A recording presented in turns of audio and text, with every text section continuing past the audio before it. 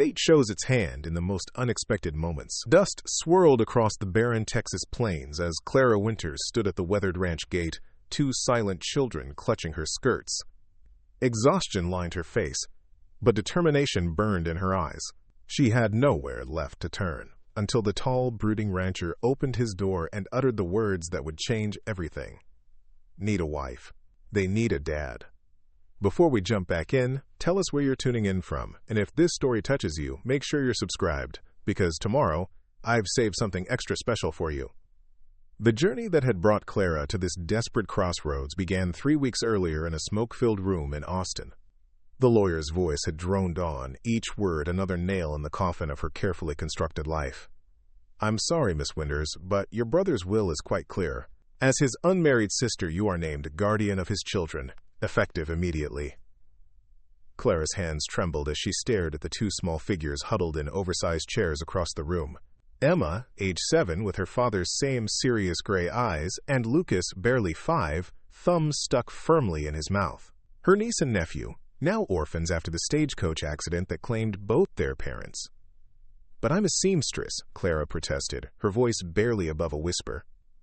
I live in a single room above the dress shop. I work 14 hours a day.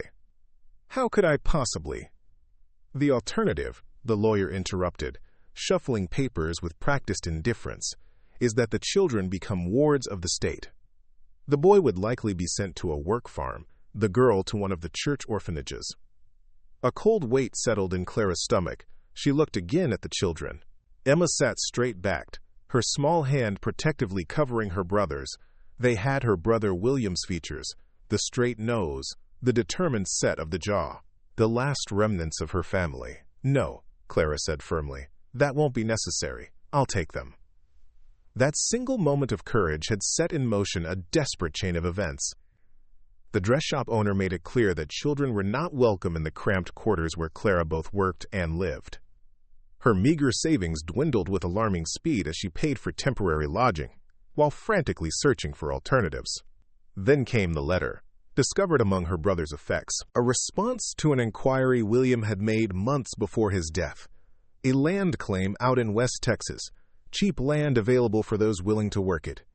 A fresh start, with no options left, Clara had spent the last of her money on 3 stagecoach tickets west, clinging to the fragile hope that somewhere, somehow, she could build a life for these children who now depended on her completely. The stagecoach had deposited them at a dusty crossroads with a simple instruction from the driver.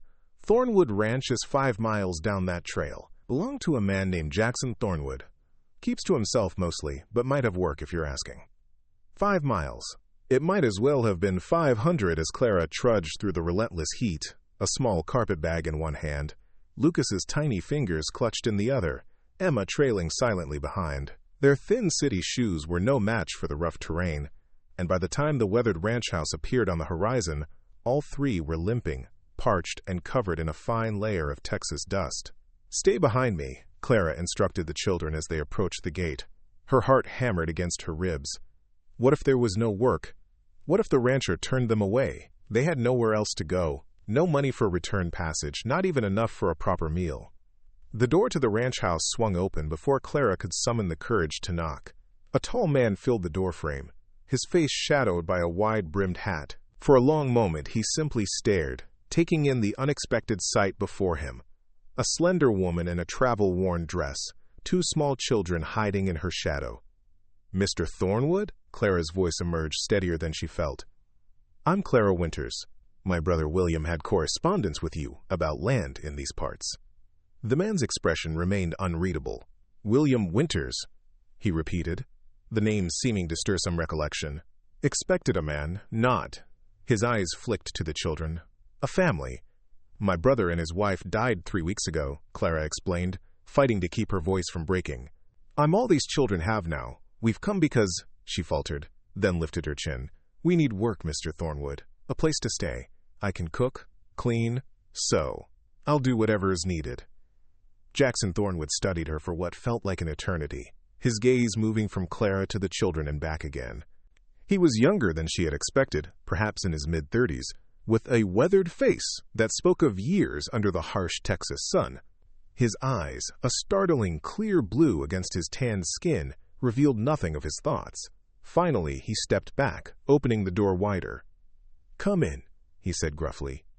"Been standing in that heat too long." Relief washed through Clara so intensely that her knees nearly buckled. She ushered the children inside, into the blessed shade of the ranch house. The interior was Spartan but clean.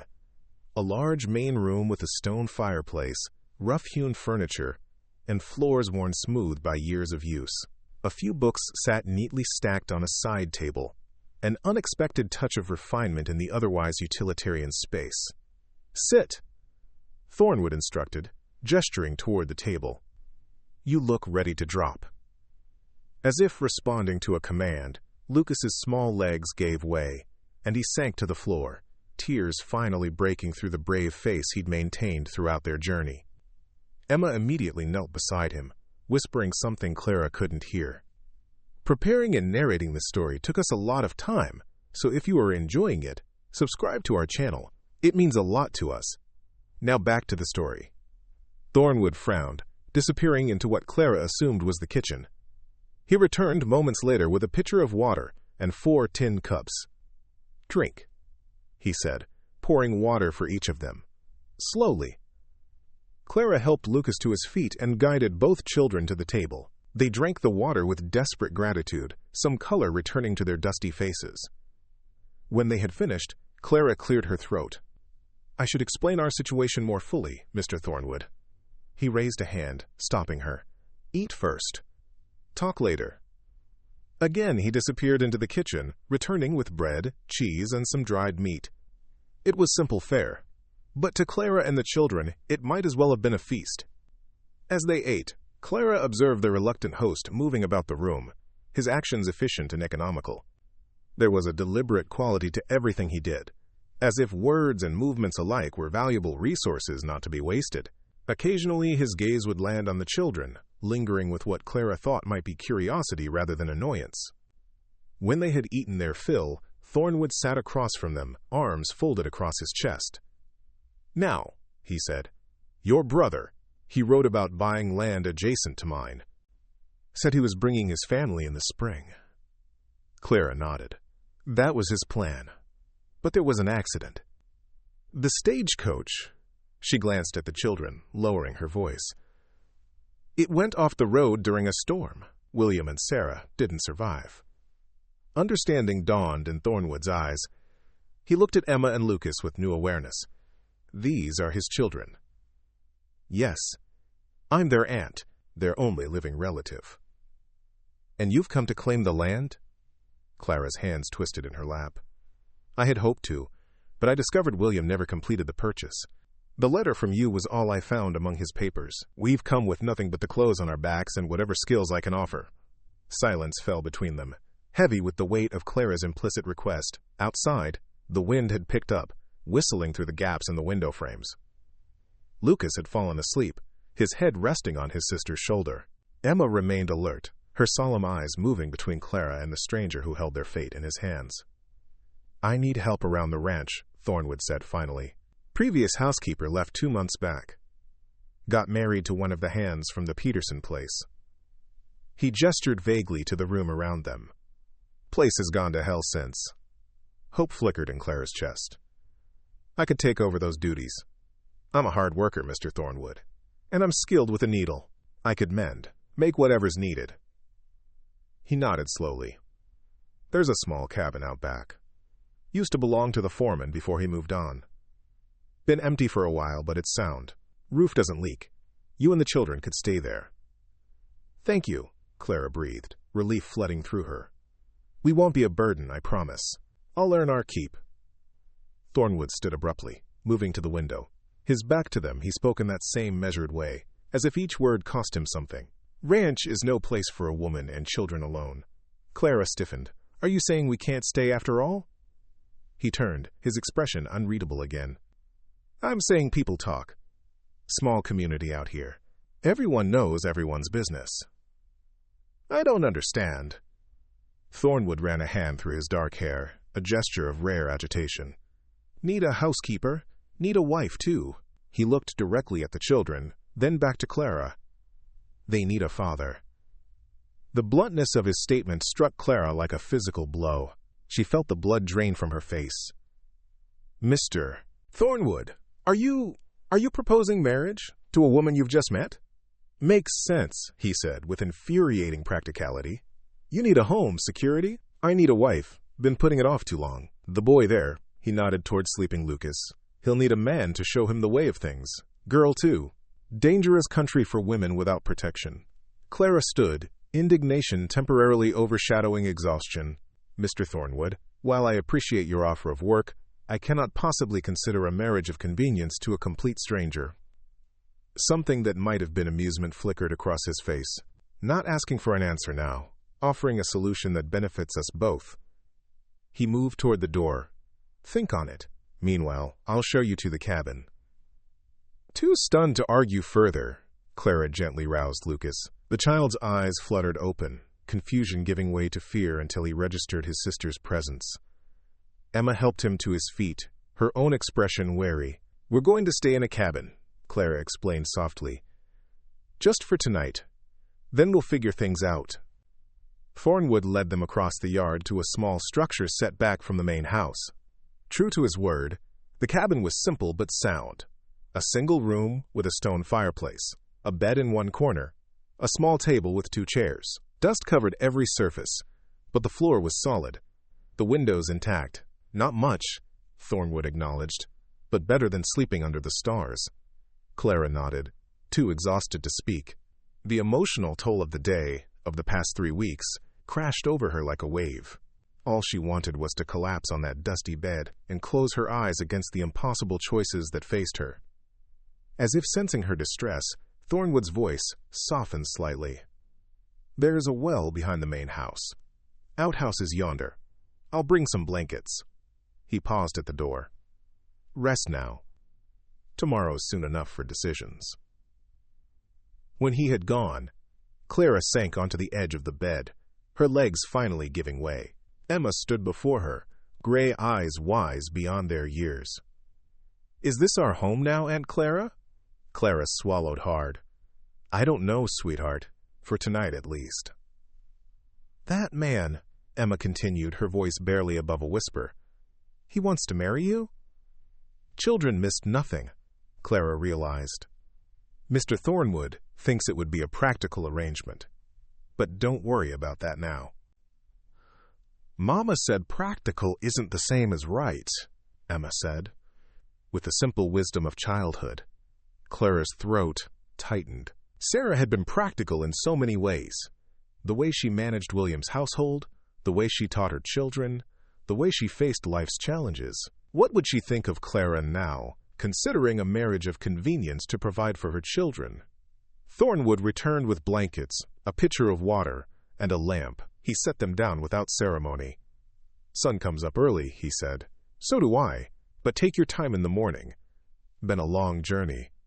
Clara nodded, not trusting herself to speak. Got 2 horses need new blankets, he added, seemingly as an afterthought. Saw you noticing my books. Got more if you're inclined to reading. The unexpected gesture, or perhaps it was an attempt at conversation, caught Clara off guard. Thank you, she managed. The children enjoy stories. Something shifted in Thornwood's expression. For a fleeting moment, the stern mask slipped, revealing a glimpse of the man beneath. My mother read to me, he said quietly, every night till I was 10. Before Clara could respond, he was gone, the door closing softly behind him. Left alone with the sleeping children, Lucas had crawled onto the bed, and Emma beside him. Clara moved to the window. The sun was setting over the Texas plains, painting the rugged landscape in gold and crimson. In the distance, a herd of cattle moved like shadows across the horizon. Closer, the main ranch house stood solid against the darkening sky, a thin spiral of smoke rising from its chimney.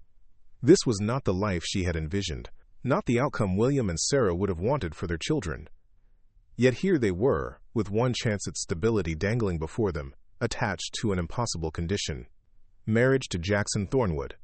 A stranger with calloused hands and eyes that revealed almost nothing of the soul behind them. A man who spoke of marriage as casually as others might discuss the weather, who saw it as a practical solution to mutual problems. And yet, He had offered them shelter when he could have turned them away, had fed them, provided for their immediate needs, had noticed Emma's protective stance toward her brother, Lucas's exhaustion, had mentioned books and stories, revealing a glimpse of something deeper than the taciturn rancher he appeared to be. Clara pressed her forehead against the cool glass of the window. What choice did she really have? Return to Austin with nothing? Watch the children be separated, sent to institutions that would crush their spirits? Try to find work in some other town, living hand to mouth with no security? Or accept this strange proposal? Become Mrs. Jackson Thornwood. Give Emma and Lucas a home, stability, perhaps even some happiness on this remote Texas ranch. What would you do, William? She whispered to the gathering darkness. What would you want for your children? The answer came not in words but in memory, William's voice from long ago when Clara had faced another difficult decision. Sometimes courage isn't about fighting, Clara. Sometimes it's about accepting help when it's offered, even if it comes in a form you didn't expect. She turned from the window to look at the sleeping children, their peaceful faces, unaware of the decision weighing on her shoulders. Tomorrow would come soon enough, bringing with it choices that would shape all their lives. For tonight, they were safe. They had food in their bellies and a roof over their heads. And tomorrow? Tomorrow, Clara would find the courage to do whatever was necessary to keep it that way. Clara woke before dawn, the unfamiliar sounds of the ranch pulling her from troubled dreams. For a moment, disorientation gripped her. The rough blankets, the hard mattress, the shadowy room. Then reality rushed back. The journey, the ranch, Jackson Thornwood's proposition. She slipped quietly from the bed, careful not to disturb Emma and Lucas, who remained blessedly asleep, their small bodies curled toward each other like commas. In sleep, the worry had smoothed from their faces, making them look like the children they were, rather than the prematurely solemn little adults they'd become since their parents' death. The cabin's single window faced east, and the first pale light of dawn illuminated the ranch yard. Already there was movement. A figure Clara recognized as Thornwood leading a horse from the barn, his movements deliberate and assured. He paused, glancing toward the cabin, and Clara stepped back instinctively, though she knew he couldn't see her through the still dark interior. What kind of man was he, this taciturn rancher who offered marriage to a stranger? His actions spoke of kindness, or at least practicality, but his manner remained inscrutable. Clara had met men like him before, men who wore silence like armor, revealing nothing of themselves to the world. Her brother William had been the opposite, open, talkative, wearing his heart plainly for all to see. A soft sound from the bed drew her attention. Emma was awake, watching her with those grave, gray eyes. "Good morning," Clara whispered, moving to sit beside her niece. "Did you sleep well?" Emma nodded, then glanced at her still sleeping brother. "Lucas kicked me 3 times, she said matter-of-factly. "But I didn't mind." Clara smoothed the child's tangled hair. "You're a good sister." "Are we staying here?" Emma asked, her direct gaze unsettling in its intensity. Clara hesitated. "Would you like to?" Emma considered this with the seriousness of a judge weighing evidence. "There are horses," she said finally. "Papa promised we would have horses someday." The mention of William sent a pang through Clara's heart. So many promises he'd made to his children, all buried with him now. Except this one, perhaps. "Mr. Thornwood has horses," Clara agreed. "But living here would mean changes for all of us." "Because he wants to marry you," Emma stated, not a question. Clara's cheeks warmed. "That's one possibility," he suggested. "Would he be our new papa?" The question, so innocent and yet so laden with implications, caught Clara off guard. "Emma, marriage is a very serious decision. I've only just met Mr. Thornwood." "But we need somewhere to live," Emma persisted, with the relentless logic of a child. "And Lucas needs a papa to teach him things. Mama always said boys need fathers." Out of the mouths of babes, Clara thought wryly. Before she could formulate a response, Lucas stirred, his small face scrunching against the morning light. "Where are we?" he asked, his voice thick with sleep. Emma answered before Clara could. "We're at the ranch with the horses." We might stay here, and Mr. Thornwood might be our new papa. Lucas blinked, processing this information with less concern than Clara might have expected. Does he have a dog? Despite everything, Clara laughed. I don't know, sweetheart. We'll have to ask him. The mention of Thornwood seemed to summon him. A knock at the door had all three of them turning toward the sound. Miss Winters? His voice carried clearly through the thin wood. Breakfast is ready when you are. Clara straightened her rumpled dress as best she could and smoothed her hair. We'll be right there, Mr. Thornwood. Thank you. After helping the children wash their faces with water from the pitcher, Clara led them across the yard to the main house. The morning air was cool, but promised heat later. Already the sun sat bright on the eastern horizon, burning away the last traces of dawn. Thornwood waited at the door, his expression as unreadable as ever. He'd shaved, Clara noticed, the strong line of his jaw more visible without the shadow of stubble. His eyes moved briefly over the three of them before he stepped aside to let them enter. The main room looked different in the daylight, less imposing, more lived in. The table had been set with 4 places, a pot of something steaming at its center. The smell of coffee and warm food made Clara's stomach tighten with hunger. Sit, Thornwood instructed, the same command as yesterday but somehow less abrupt. He disappeared briefly into the kitchen, returning with a pitcher of milk for the children. They ate in silence at first. Thick porridge sweetened with molasses, the best meal Clara and the children had enjoyed in weeks. Lucas attacked his bowl with the single-minded focus of a hungry child, while Emma ate more carefully, watching Thornwood with undisguised curiosity. Do you have a dog? She asked finally, breaking the silence. Thornwood looked up, something like surprise flickering across his face. Had one. Old Blue. Died last winter. Lucas's face fell. Oh. Been meaning to get another, Thornwood added, his eyes moving from Lucas to Clara and back again. Ranch needs a good dog. We had a cat in Austin, Emma volunteered. His name was Mr. Whiskers. He stayed with the neighbors when we left. Thornwood nodded as if this information was of great importance. Cats are useful. Keep the mice down. Do you have mice? Lucas asked, eyes widening. Every ranch has mice, Thornwood replied seriously. Part of country living. The conversation, such as it was, lapsed again into silence. When they had finished eating, Thornwood cleared his throat. Need to check the north pasture today? Won't be back till evening. His eyes met Clara's. Thought you might want time. To consider. Clara nodded, understanding his meaning. Yes, thank you. We'll be fine here. Mrs. Peterson, neighbor lady, might stop by. Told her you were coming. She helped with the cabin some after you went to sleep last night. The information that he'd spoken to someone about them had perhaps asked for help on their behalf, startled Clara. That was very kind of her. And you? Thornwood shrugged, uncomfortable with the gratitude. Supplies in the pantry. Help yourself. Pump in the kitchen for water.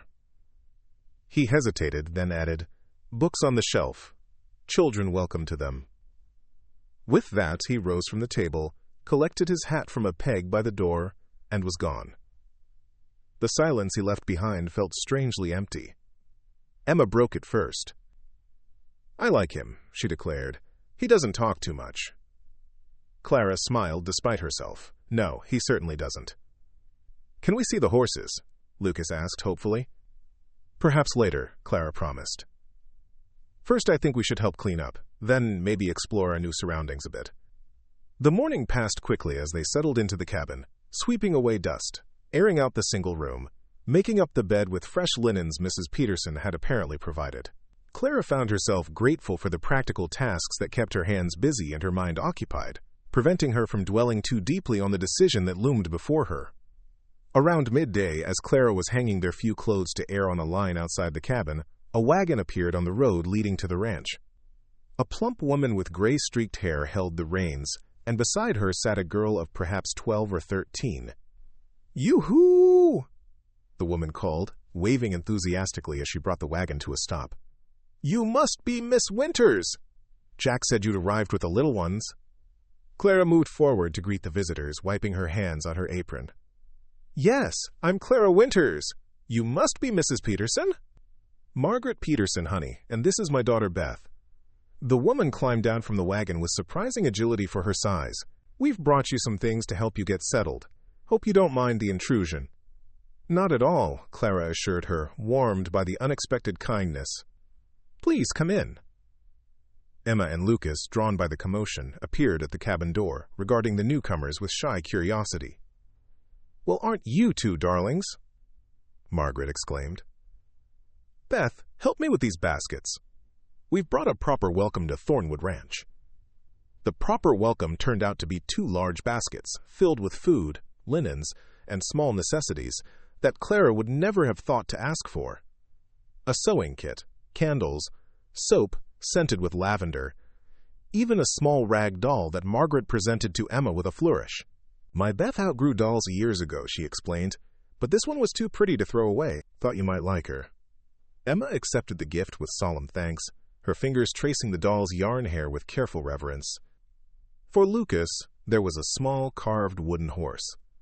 "Jack mentioned the boy likes horses," Margaret said, watching as Lucas's face lit up. "My husband whittled this one last night." Clara blinked back sudden tears. "This is so generous, I don't know what to say." Margaret waved away her thanks. "Neighbors help neighbors out here. It's how we survive." She settled herself at the small table, clearly prepared to stay a while. "Now, Beth, why don't you take these children outside and show them that kitten you brought? The one from Tabby's new litter." Beth nodded, her initial shyness melting as she smiled at Emma and Lucas. "It's in a box in the wagon. She's orange with white paws. You can hold her if you're gentle." The children needed no further encouragement, following Beth outside with newfound energy. When they were gone, Margaret turned her frank gaze on Clara. "So," she said, pouring herself a cup from the coffee pot Clara had prepared earlier. "Jack Thornwood, man of few words and fewer smiles, told me he's offered you a position here." Clara hesitated, unsure how much Thornwood Jack had shared. "Yes, as his housekeeper." Margaret's knowing look suggested she'd been told more. "Just his housekeeper?" Heat rose in Clara's cheeks. He mentioned other arrangements might be possible. "Marriage," Margaret stated bluntly. "Don't look so shocked, dear. It's not uncommon out here. Practical arrangements between sensible people." She sipped her coffee. "Jack's a good man. Best neighbor we've had. Helped my Harold rebuild our barn after the fire 2 springs back. Never asked for a thing in return." Clara sat across from the older woman, finding unexpected relief in having someone to talk to about her dilemma. "I hardly know him. Most folks who marry hardly know each other in my experience," Margaret replied with a chuckle. "Been married to Harold for 30 years come December, still learning new things about the man." Her expression softened. "Those children need stability, security. Jack can provide that." "But marriage," Clara shook her head. "It seems so extreme." "Let me tell you something about Jack Thornwood," Margaret said, leaning forward. "Man came here 5 years ago, barely spoke to anyone, built this place up from nothing. Never causes trouble, pays his debts, works harder than any 2 men I know." She paused. "And in 5 years, he's never once brought a woman to his ranch or courted anyone in town that I know of." Clara frowned. "Why are you telling me this?" "Because the fact that he's offered marriage to you, a woman he just met, tells me something important." Margaret's eyes were kind but serious. "It tells me he sees something in you and those children that he needs. Something that matters to him."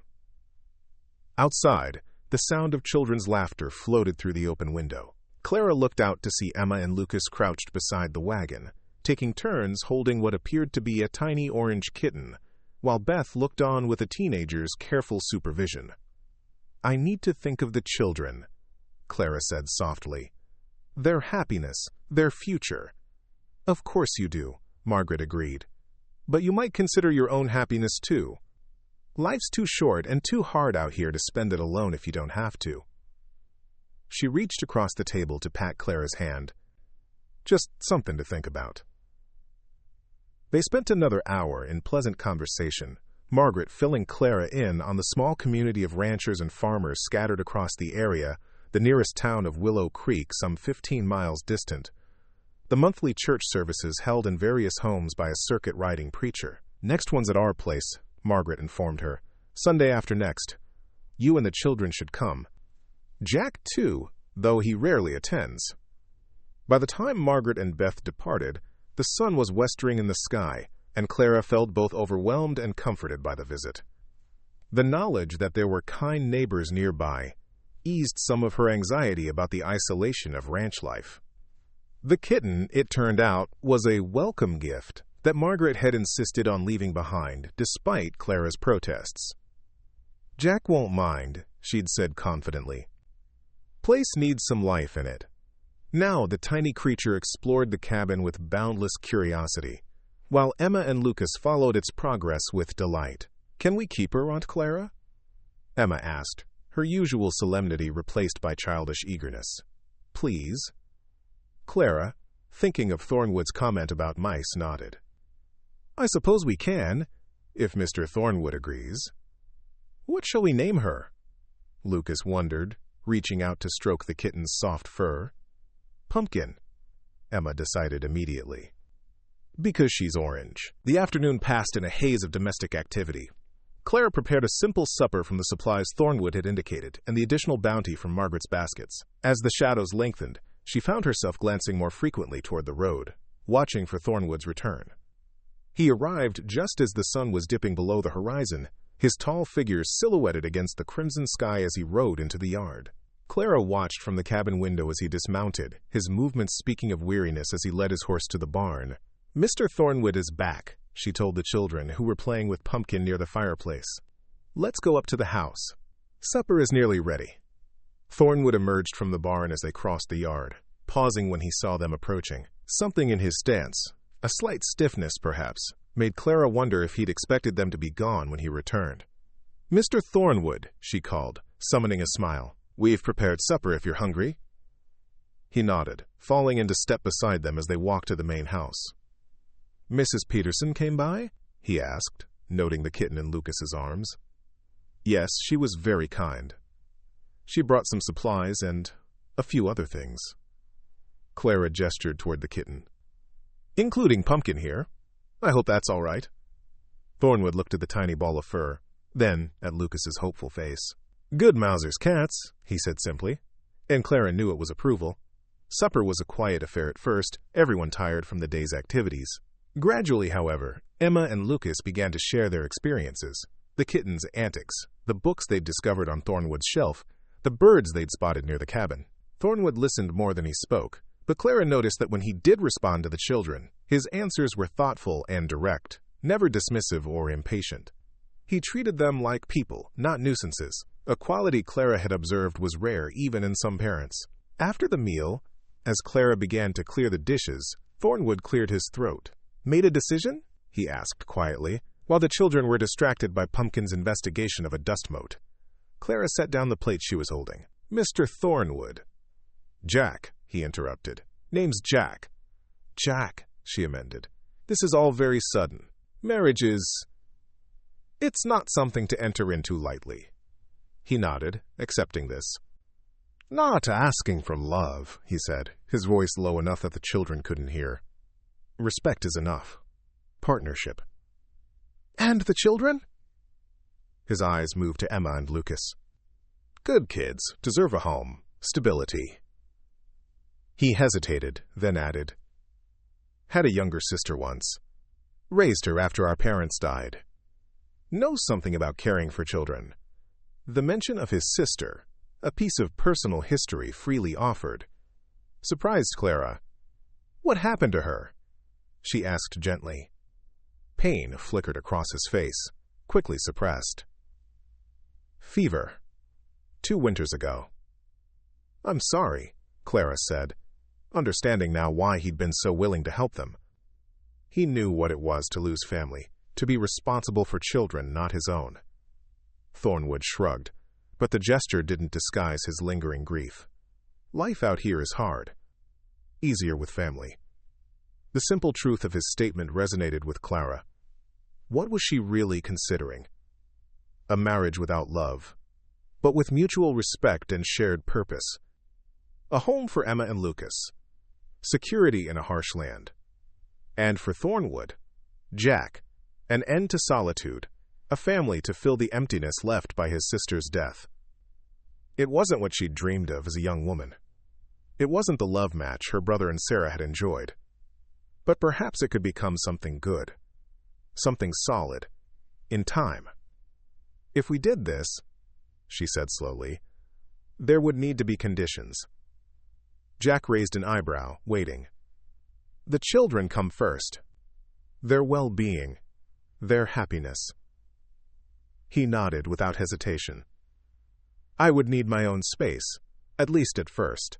Time to adjust. Another nod, his expression unchanged.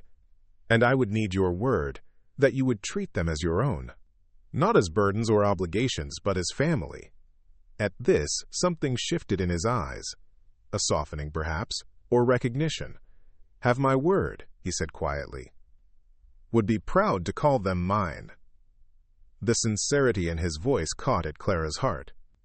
She took a deep breath, aware that she stood at a crossroads, that her next words would set them all on a path from which there would be no easy return. Then yes, she said finally, I accept your proposal, Jack Thornwood. If she had expected some display of emotion, relief perhaps, or satisfaction, she was disappointed. Jack simply nodded, as if they'd concluded a business arrangement, which, Clara supposed, they had. Circuit preacher comes through in 2 weeks, he said. Peterson Place. Mrs. Peterson mentioned it, Clara acknowledged. Will that be... is that when... If you're willing, he confirmed. No need to wait. No need to wait. The practical approach of a practical man. Clara wondered if she should feel disappointed by his matter-of-fact attitude, but found instead a certain reassurance in it. There were no false promises here, no pretty lies or romantic illusions, just two adults making a sensible arrangement for mutual benefit. Very well, she agreed. 2 weeks. Later, as Clara tucked the children into bed in the cabin, Emma fixed her with that disconcertingly direct gaze. Are you going to marry Mr. Thornwood, Aunt Clara? Clara smoothed the blanket over her niece. Yes, Emma. In 2 weeks, when the preacher comes. Will we live in the big house then? I suppose we will. Emma considered this. Will you love him? Like Mama loved Papa? The innocent question pierced Clara to the heart. I don't know him well enough for that yet, Emma.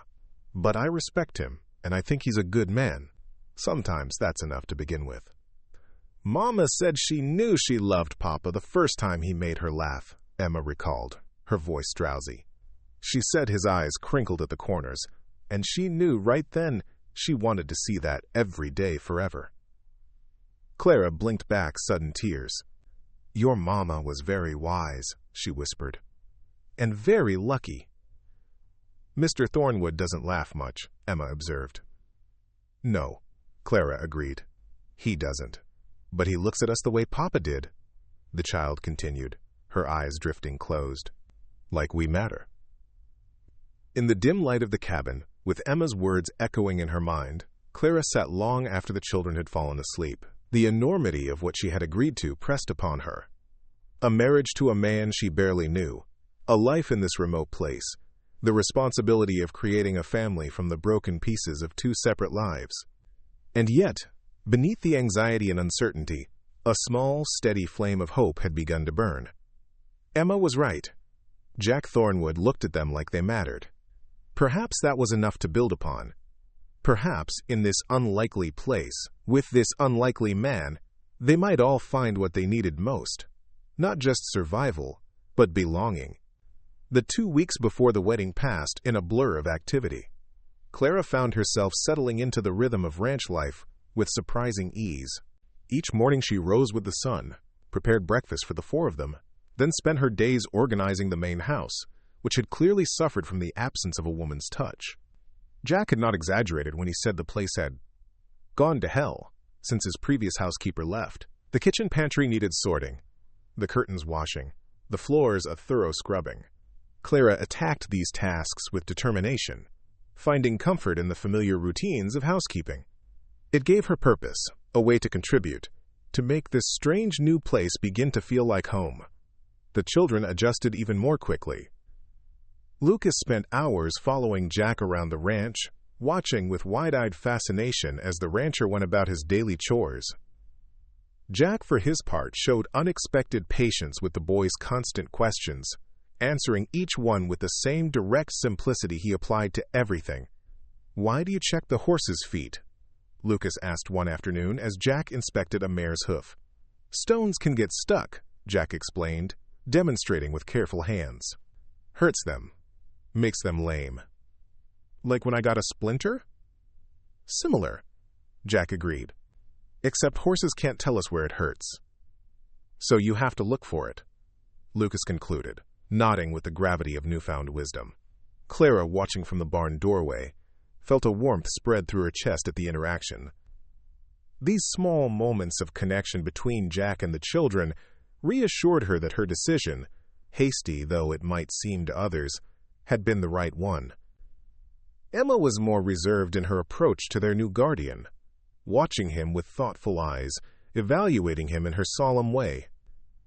But even she began to unbend as the days passed, especially after Jack presented her with a book of illustrated fairy tales he'd ordered from the general store in Willow Creek. Had it sent special, he told Clara when she expressed surprise at the gift. Girl needs stories. Such moments, brief glimpses of thoughtfulness behind his taciturn exterior, made Clara wonder about the man she was about to marry. What experiences had shaped him? What dreams or disappointments had led him to this solitary existence? And what had prompted him to open his home and life to 3 strangers? On the evening before the wedding, Clara sat on the porch of the cabin, watching the sunset paint the western sky in brilliant oranges and pinks. The children were already asleep inside, exhausted from a day spent helping Mrs. Peterson and Beth prepare for tomorrow's combined church service and wedding. The sound of footsteps made her look up. Jack approached from the main house, a package tucked under one arm. He paused at the bottom of the porch steps, his expression unreadable in the fading light. "May I?" he asked, gesturing to the space beside her on the bench. Clara nodded, making room for him. He sat, leaving a careful distance between them, and for a few moments they simply watched the sunset in companionable silence. "Nervous?" he asked finally. Clara smiled faintly. "Should I be?"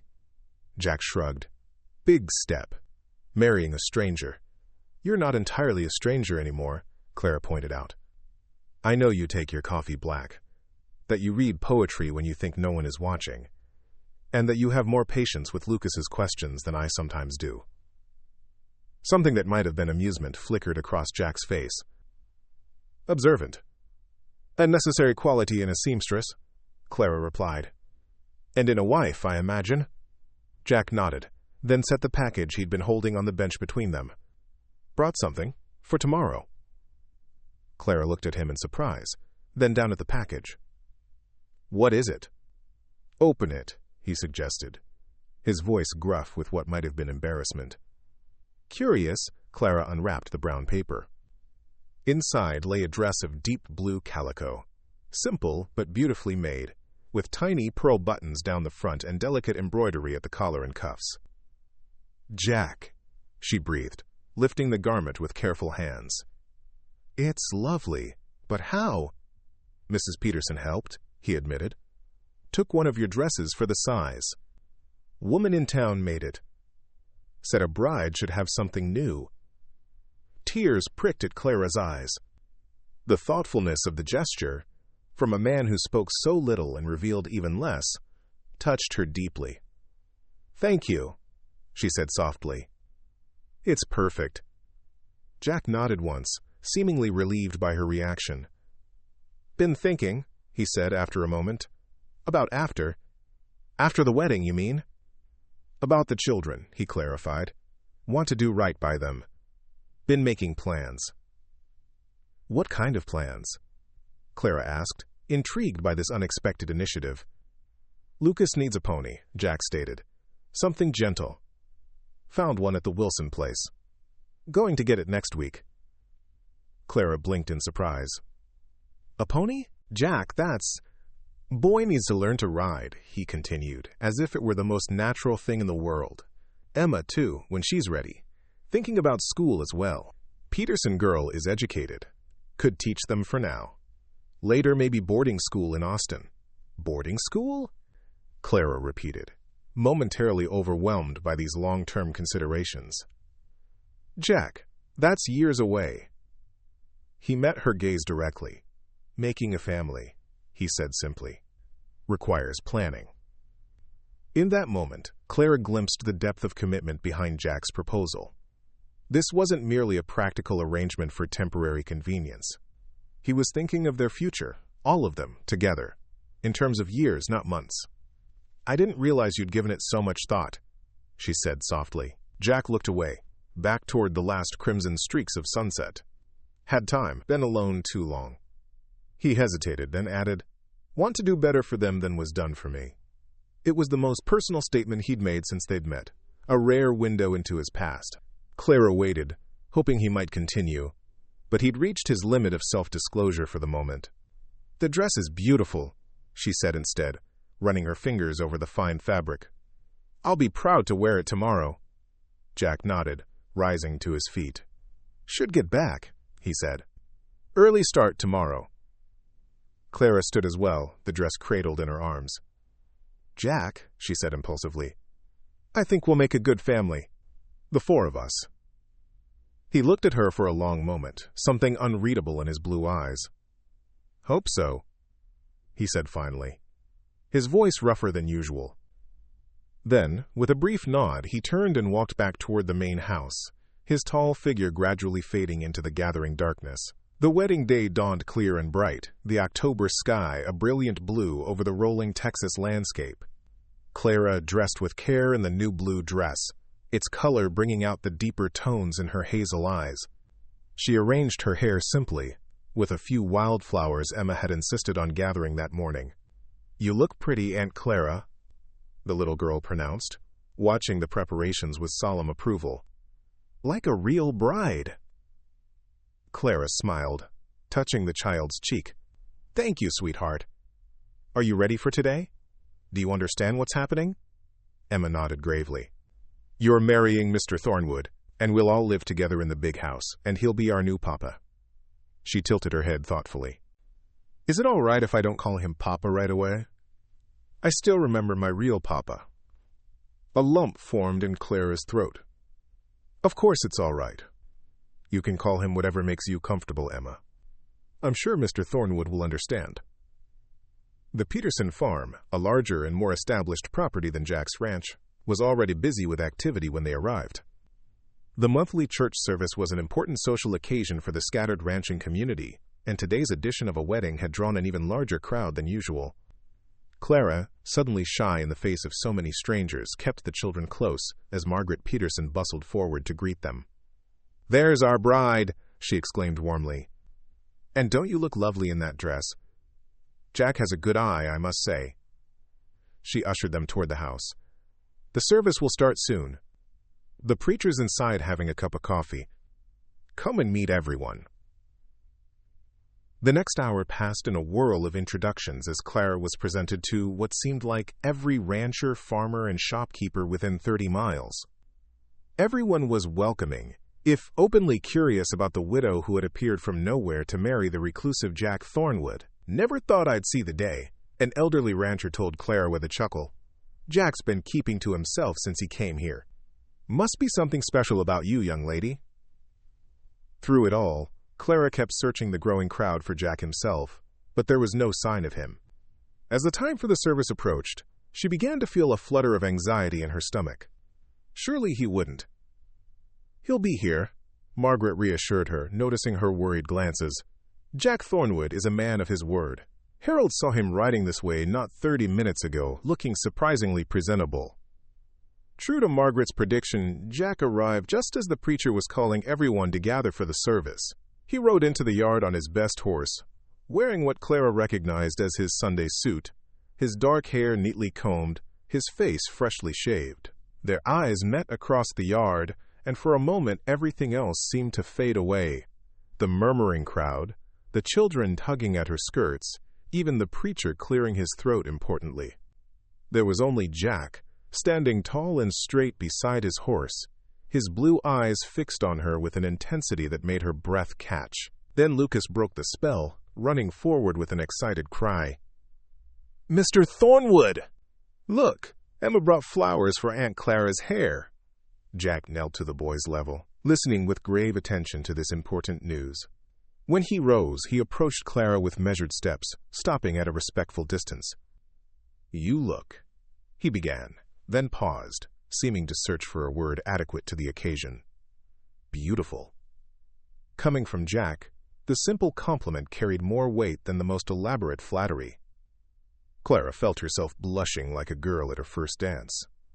"Thank you," she said softly. "You look very handsome yourself." The ceremony itself was brief but meaningful, held under the spreading branches of an ancient oak tree in the Petersons' yard. The preacher, a robust man with a booming voice, spoke of partnership, respect, and the building of a Christian home. When the time came to exchange vows, Jack's voice was steady and clear, a contrast to his usual taciturn manner. The words were traditional, to love, honor, and cherish, but as he spoke them, looking directly into Clara's eyes, they felt genuine rather than formulaic. Clara spoke her own vows with growing certainty, the initial nervousness fading as she committed herself to this new path. Whatever came, they would face it together, building something stronger than either could create alone. "I now pronounce you man and wife," the preacher declared at last.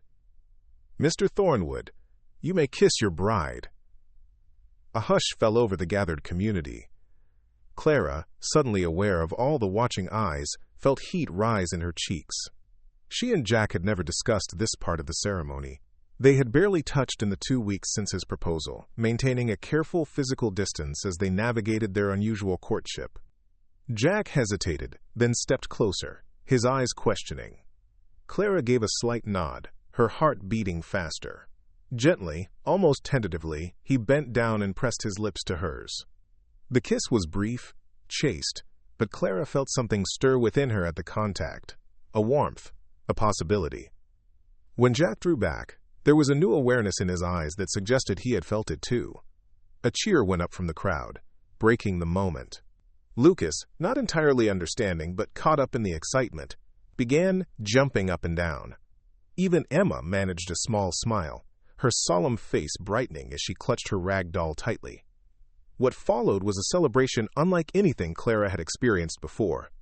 Tables laden with food appeared as if by magic, musicians unpacked fiddles and a battered accordion, and the yard was transformed into a festive gathering that seemed determined to last well into the night. "Folks don't get many chances to celebrate out here," Margaret explained as she pressed a cup of punch into Clara's hand. "A wedding is a special occasion." Clara found herself swept into conversations with neighbor women eager to share advice about ranch life, child-rearing, and, with much meaningful winking, marriage itself. Jack, meanwhile, stood in a circle of men, listening more than talking as was his way, but seemingly more at ease than Clara had yet seen him. As twilight began to fall, Harold Peterson called for dancing. The musicians struck up a lively tune, and couples began to form for a traditional reel. "First dance belongs to the bride and groom," the preacher announced, and all eyes turned expectantly to Clara and Jack. Clara froze. Dancing was yet another intimacy they hadn't discussed or prepared for. She glanced at Jack, expecting to see reluctance or even refusal in his expression. Instead, he surprised her by stepping forward and offering his hand. "Mrs. Thornwood?" he asked formally, though there was a glint in his eye that might have been humor. The name, her new name, startled Clara almost as much as the invitation. Taking a deep breath, she placed her hand in his. "Mr. Thornwood." Jack led her to the center of the cleared space, then placed his other hand carefully at her waist. "Not much of a dancer," he admitted quietly. "That makes two of us," Clara replied, finding unexpected comfort in his candor. The music began, and they moved together in the simple steps of the country dance. Jack was more graceful than his warning had suggested, leading Clara with the same quiet confidence he showed in all physical tasks. After the initial awkwardness, Clara found herself relaxing into the rhythm, even enjoying the novel sensation of being held, however formally, in his arms. "Happy?" Jack asked suddenly, his voice low enough that only she could hear. The question caught Clara by surprise. It was not something she had expected from this practical man who had proposed marriage as a sensible arrangement rather than a romantic alliance. "Yes," she answered truthfully, looking up at him. "Are you?" Something softened in his expression. "Getting there," he said, with what Clara was beginning to recognize as his version of humor. The dance ended too soon, other couples joining them for the next one. As the evening progressed, Clara found herself passed from partner to partner, as was the custom, though her eyes frequently sought out Jack in the crowd. He danced once with Emma, the little girl standing on his boots as he carefully guided her through the steps, her usual solemnity temporarily replaced by childish delight. "Your husband's good with the young ones," an older woman observed, following Clara's gaze. "That'll serve you well in the years to come. Your husband." The phrase still felt strange, almost like it referred to someone else. Yet, as Clara watched Jack lift Lucas onto his shoulders for a better view of the musicians, she felt a growing certainty that she had made the right choice for all of them. It was well past the children's bedtime when Jack finally approached Clara, who was sitting with a sleeping Lucas in her lap while Emma fought to keep her eyes open beside her. "Should head home," he suggested. "Been a long day. Home." Another word that was taking on new meaning. Clara nodded, suddenly aware of her own exhaustion. "Yes, I think that would be wise." The goodbyes took longer than expected, with every guest seeming to require a personal farewell and additional congratulations. By the time they were finally in Jack's wagon, both children were sound asleep, Lucas curled against Clara's side, and Emma's head resting trustingly against Jack's arm. They rode in comfortable silence through the starlit night, the only sounds the steady clip-clop of the horses' hooves and the occasional creak of the wagon wheels. Clara found herself fighting to stay awake, lulled by the rhythm of the journey and the emotional exhaustion of the day. "Nearly there," Jack said quietly, noticing her struggle. "Been quite a day." Clara smiled tiredly. "Yes, it has. A good day, though." Jack nodded, his eyes on the road ahead. "New beginning." As they approached the ranch, Clara saw that lamps had been lit in both the main house and the cabin. Jack, noticing her questioning look, explained. "Asked Peterson's oldest boy to ride ahead. Get things ready." The thoughtfulness of the gesture, one of many he had shown throughout their brief acquaintance, warmed Clara's heart. "Thank you, Jack." When they reached the yard, Jack brought the wagon to a gentle stop. For a moment, neither moved, both suddenly aware of the significance of this moment, their arrival at what was now their shared home as husband and wife. "Where should I?" Clara began, then hesitated, unsure how to phrase the delicate question of sleeping arrangements. Jack saved her from embarrassment. "Prepared the big bedroom for you and the children," he said matter-of-factly. "Second room for me.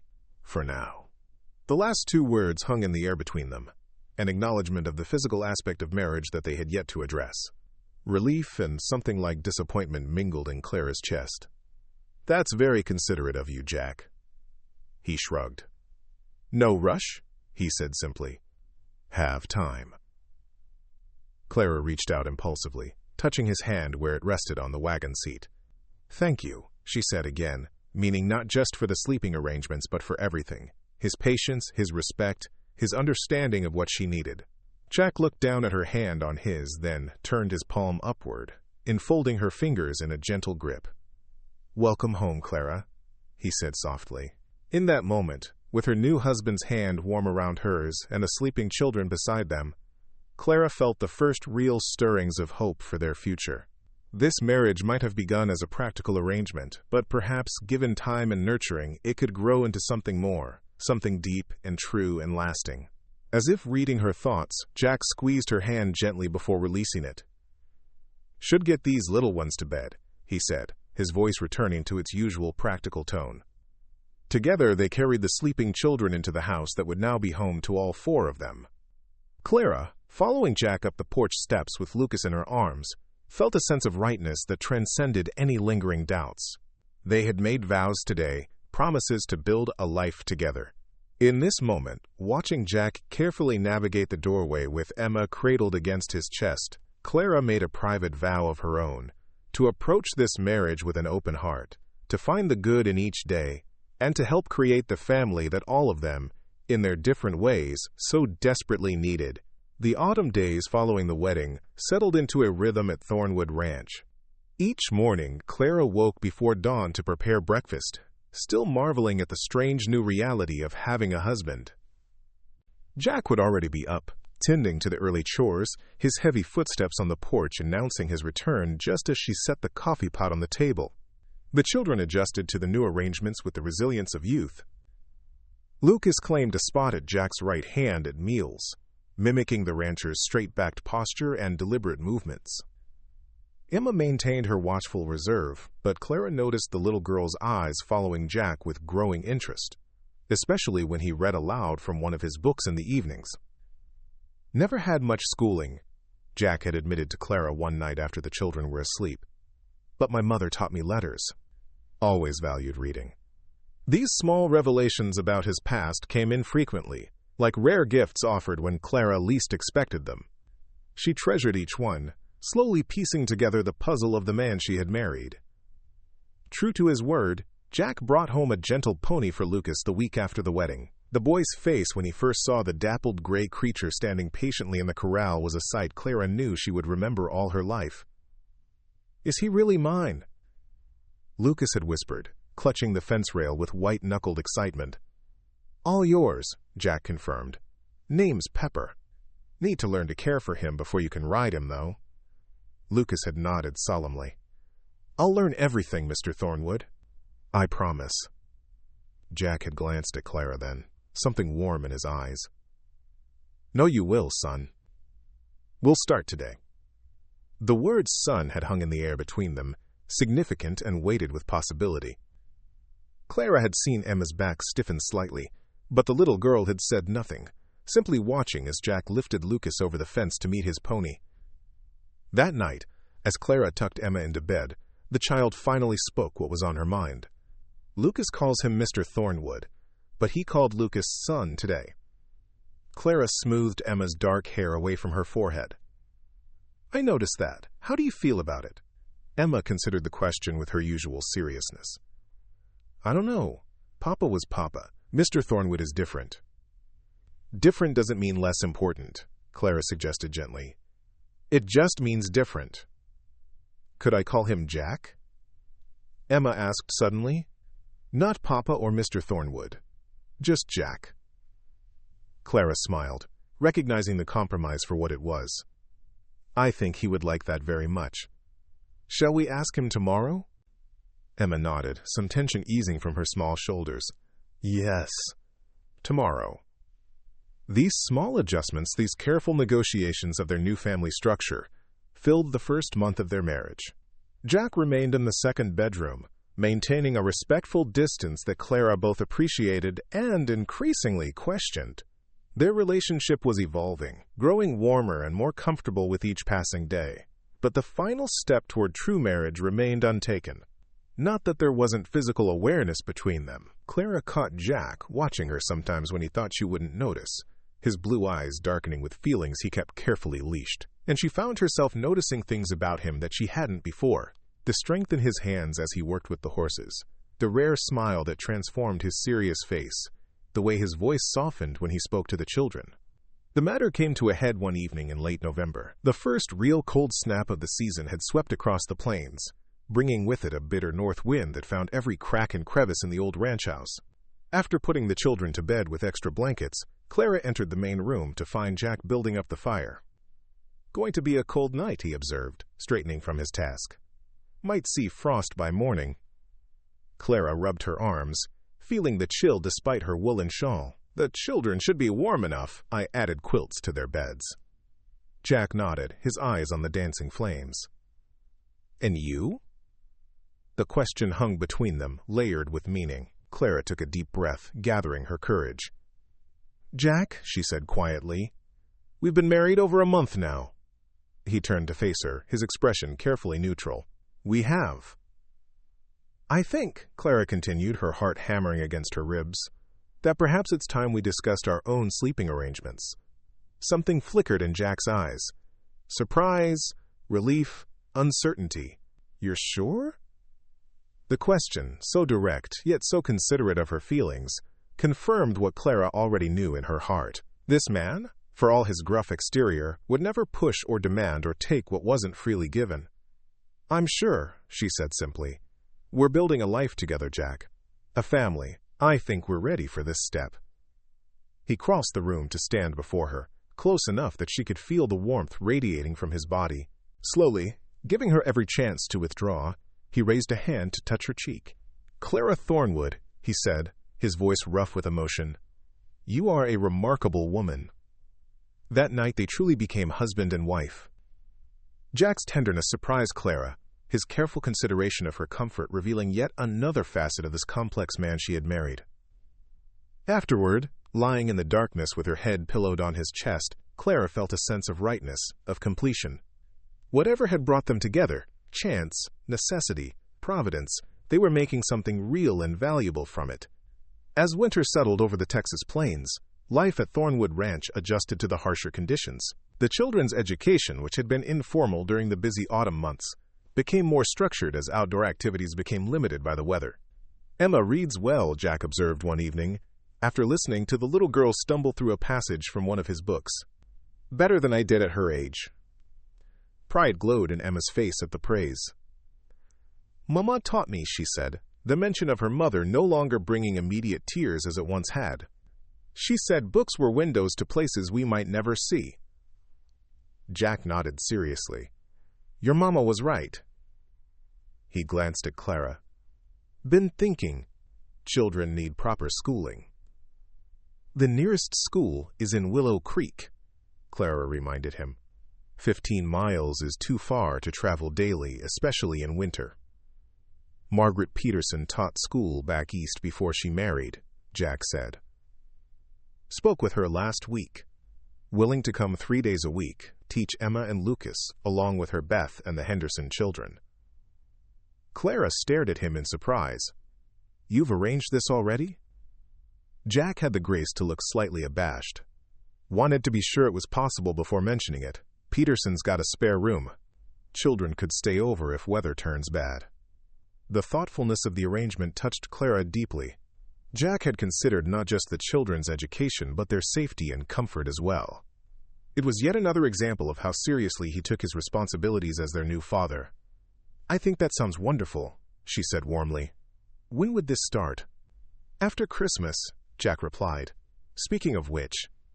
He rose and went to a cabinet in the corner, returning with a small parcel wrapped in brown paper. "Got something for you. Early gift." Surprised, Clara accepted the package. "Jack, you didn't need to." "Open it," he interrupted, a rare eagerness in his voice.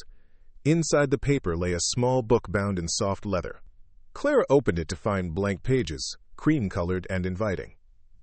"For your designs," Jack explained, a hint of uncertainty creeping into his tone. "Noticed you drawing dress patterns on scraps. Thought you might want something proper to keep them in." Tears sprang to Clara's eyes.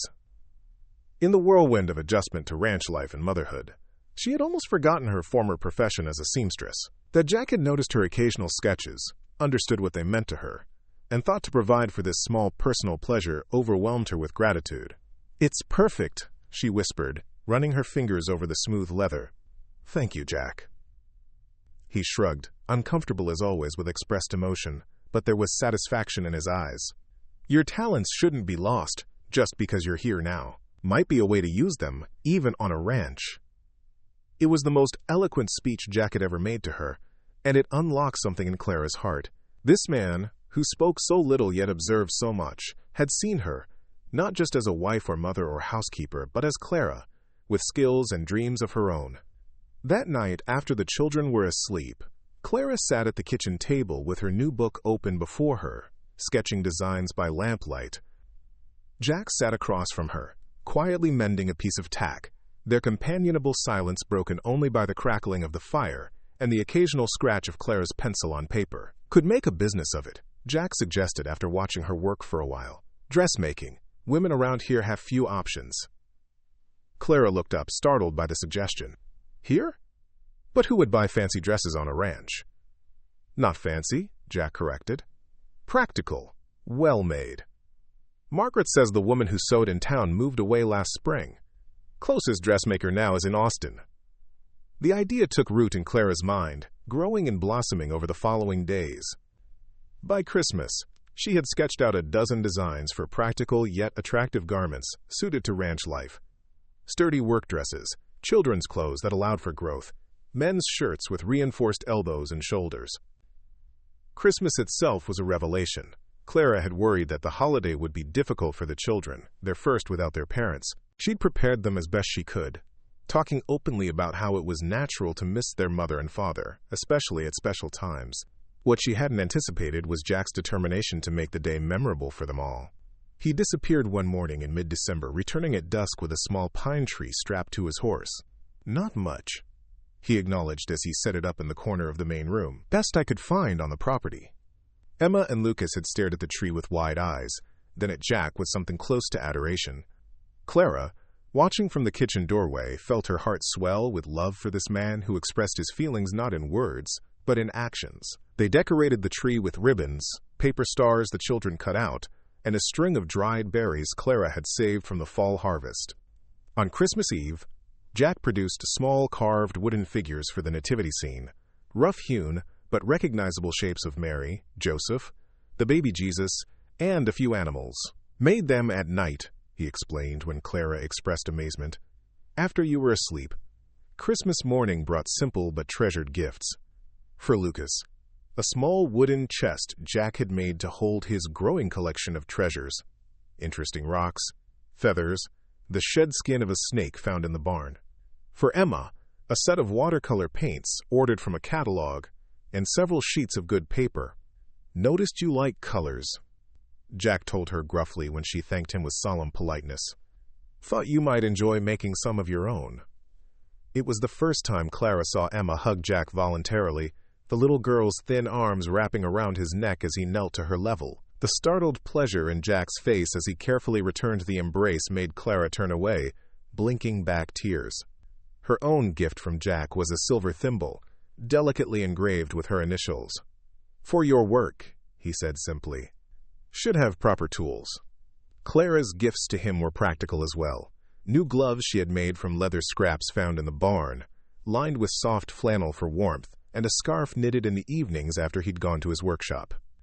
Jack accepted them with the same gravity with which he approached everything, but the way he immediately put on the gloves, flexing his fingers to feel the fit, told Clara how much he appreciated the gesture. The day passed in quiet celebration, a simple meal made special by Clara's efforts and small indulgences Jack had brought from town. Oranges for the children, coffee beans for Clara, a bottle of good whiskey they shared in small glasses after the children were in bed. "Good Christmas?" Jack asked as they sat before the fire, the house quiet around them. Clara nodded, contentment warming her more than the whiskey. "The best in a long time." Jack reached for her hand, another of the small physical gestures that had become more frequent between them. "Next year will be better. Getting the hang of this family business." The casual confidence in his tone, his certainty that they would be together next Christmas and the Christmas after that, filled Clara with a deep sense of security. For the first time since receiving news of her brother's death, she felt truly anchored, part of something lasting and meaningful. Winter gradually loosened its grip on the land, the days lengthening almost imperceptibly as January turned to February. The children's schooling with Mrs. Peterson proved a great success, with both Emma and Lucas thriving under her patient instruction. Even more remarkable was the change in the children's relationship with Jack. Lucas had long since appointed himself Jack's shadow, following the rancher everywhere he was permitted, soaking up knowledge about horses, cattle, and the myriad tasks that kept the ranch functioning. But Emma's evolution was more subtle, and, in many ways, more significant. The little girl who had once watched Jack with wary reserve now sought his opinion on her watercolor paintings, brought him interesting passages from her books, and, most tellingly, had begun to call him Jack, with easy familiarity, rather than the formal Mr. Thornwood she had insisted on for months. One evening in early March, as Clara sat mending by the fire, she glanced up to see Jack sitting at the table with Emma, their heads bent together over one of her paintings. Jack was listening intently as Emma explained the scene she had created, a slightly wobbly but recognizable rendering of Pepper the pony in his corral. "Got his spots right," Jack observed, pointing to the dappled pattern Emma had carefully reproduced. Good eye for detail. Emma beamed at the praise. I watched him for a long time before I started painting. Lucas wanted me to hurry, but I told him artists have to observe. Smart girl, Jack agreed, the corner of his mouth lifting in that slight smile that had once been so rare but now appeared with increasing frequency. It takes patience to see things right. Clara's hands stilled on her mending as she watched them, this unlikely pair, the solemn little girl who had lost so much, and the quiet man who had opened his heart and home to her. Something profound was happening in this ordinary moment, something healing and hopeful. Later that night, after the children were asleep, Clara related the scene to Jack as they prepared for bed. "You've been so good with Emma," she said softly, "so patient." "I know she hasn't been easy." Jack shrugged, uncomfortable as always with praise. "Girl's got spirit. Reminds me of someone." "Who?" Clara asked, curious about this rare reference to his past. Jack was quiet for so long that Clara thought he might not answer. Finally, he said, "My sister, Rebecca." Same serious way of looking at things. Clara sat on the edge of the bed, watching as Jack methodically removed his boots. "You've never told me much about her." Jack sighed, setting the boots neatly aside. "Not much to tell, that's happy. Parents died when I was 18, she was 10. Raised her best I could. Sent her to school when I could afford it. She came to live here after I got the ranch started." His voice roughened. "Fever took her 2 winters ago. Nothing I could do." The grief in his voice, still raw despite the passage of time, tore at Clara's heart. She moved to stand before him, taking his weathered hands in hers. "I'm so sorry, Jack." He squeezed her hands, his eyes meeting hers with rare vulnerability. "When you showed up that day, with those 2 children looking so lost, it was like seeing Rebecca again. Couldn't turn you away." "And now?" Clara asked softly. "Is that still why we're here? Because we remind you of her?" Jack shook his head slowly. "At first, maybe. Now?" He released one of her hands to touch her cheek. "Now you're here because you belong here. All of you." The simple declaration, delivered in Jack's straightforward way, filled Clara with a warmth that spread through her entire being. She leaned forward, resting her forehead against his shoulder, feeling his arms come around her in a secure embrace. "We do belong here," she whispered. "With you." That night, lying beside Jack in the darkness, Clara reflected on the strange journey that had brought them to this point. 6 months ago, she had been a seamstress in Austin, living a solitary life above a dress shop. Now she was a ranch wife, a mother to 2 orphan children, and partner to a man she was coming to love more deeply each day. None of it had happened as she might have imagined or planned. Their beginning had been born of necessity rather than romance, practicality rather than passion. Yet what was growing between them now? This steady, deepening connection, this shared purpose and mutual respect, felt more real and substantial than any fairy tale romance. As spring returned to the Texas plains, bringing new growth and possibility to the land, Clara felt a corresponding renewal in her own heart. The grief and uncertainty that had marked their beginnings were giving way to confidence and hope. Whatever challenges lay ahead, they would face them together, not as strangers bound by convenience, but as a family forged by choice and strengthened by love. In this unlikeliest of places, with this unlikeliest of men, Clara had found not just shelter or security, but a home for her heart. And in the quiet rhythms of their shared life, in the small daily acts of care and commitment, she had discovered a truth as old as time itself, that love, real and lasting love, grows not from grand gestures or passionate declarations, but from the steady accumulation of moments lived side by side, hand in hand, heart to heart. Up next, you've got 2 more standout stories right on your screen. If this one hit the mark, you won't want to pass these up. Just click and check them out. And don't forget to subscribe and turn on the notification bell so you don't miss any upload from us.